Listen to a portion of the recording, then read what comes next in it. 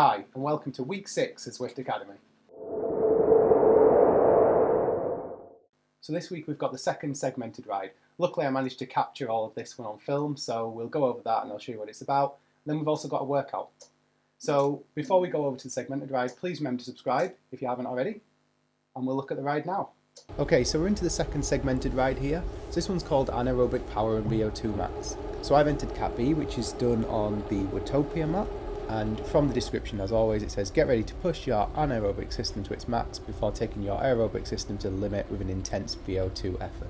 So essentially, you're going to do one sprint effort, which is really short, and then there's one climb, which is about 6 minutes in this workout. So you do this over 2 laps of the course. So you start off with this 20-kilometer warm-up, so it's pretty easy, just trying to keep it sort of around 200 watts and just doing a little bit more and a little bit less here and there, depending if it's a climb or a descent. And then towards the end of the lap, you get to the first sprint stage. So in the chat, someone was saying that you need to look out for the blue cones, as that's when the segments start on the segmented ride. So I see the blue cones, and then I'm out of the saddle and I'm going for it, as you can see. But then I have second thoughts because I don't see other people going for it. And then I notice they are going for it and then pick it up again. So I definitely didn't give this the effort that I could have given it. I'm out of the saddle pretty much all the sprint, and yeah, I get pretty worn out. The power isn't great, but as we've seen in previous videos, I'm not the best sprinter in the world anyway. So yeah, I do the sprint, and then the interesting thing is that a lot of people are obviously confused by how these segmented rides work, because I've come 6th and I'm probably about middle of the pack when it comes to where I am sort of in this group ride. So the fact that I've come 6th is incredible, but there's still a lot of people behind me. But then when I got to the end of the second lap, where you get to do this sprint again, but it doesn't count. Not that it really counts for anything, but yeah, it doesn't really count. I'm still 6th. So I think that just shows that even with a mistake that I made halfway through the sprint and the fact that I'm not the best sprinter, to still finish in such a high position is just crazy. And I think that these rides really need reworking by Zwift to improve them and make them easier for people to understand what they're supposed to do and when they're supposed to do it. Okay, and then onto the climb. So here, I know that the climb's about to start, but I'm not entirely sure where. So I'm looking for these blue cones that someone had mentioned in the chat before.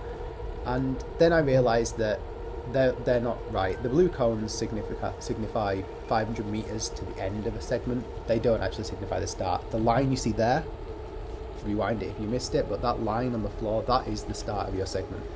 So if you rewind and see this sprint effort, you'll see that there was a line in line with the blue cones, and that's just because it's a 500 metre sprint, so it just happens to be at the same point. So when you're doing these segmented rides, you need to do your research, work out what you're expected to be doing and work out roughly where they're going to start, and then when you know you're around that location, you need to be looking for that line because that's your start line. So maybe these rides are actually there to try and test people, to make sure that they're going to do ride research, make sure they're going to look at the track before they go out and work out the best routes if they were racing maybe, and maybe that's what this is about. Maybe that's why this is part of Zwift Academy. I don't know. But if it is just to see how you get on doing a sprint or a climb during a normal sort of fairly easy ride, then I don't think it's very well done at all, and I think Zwift definitely need to improve it for next year. So with regards to this climb, I just try and keep it around 300 watts and complete the whole climb. It's pretty uneventful apart from that. I'm pretty worn out by the end of it, but I complete it. Just zooming to the end, I try and do a little sprint, but I've not got much in me. And then I'm through the end and come 17th. I think that does drop a little bit, but not that much. Okay, so that's the end of the segmented ride. Let's go over to the workout now. Into the workout now. This week's workout is called Alternative Sprints. So a bit of the blurb is that in this workout we're going to gradually build your peak powers for durations up to 20 seconds with an added twist of more sprints after you've built up some fatigue. So as always, we start off with a warm-up. So we do 10-minute warm-up, Then we've got 3 minutes at 155 watts, just nice and easy. Then there's a bit more warm up, which is 3 30-second efforts at FTP with 1.5 seconds of recovery between. And then you're straight into the sprints. So you have a few minutes of recovery before each sprint, and then the first 3 sprints are 6-second sprints. So you get 10 seconds of free ride to do this. And these sprints you can kind of find your gear and find out where you want to be. I don't think they're that important actually. And you do these seated.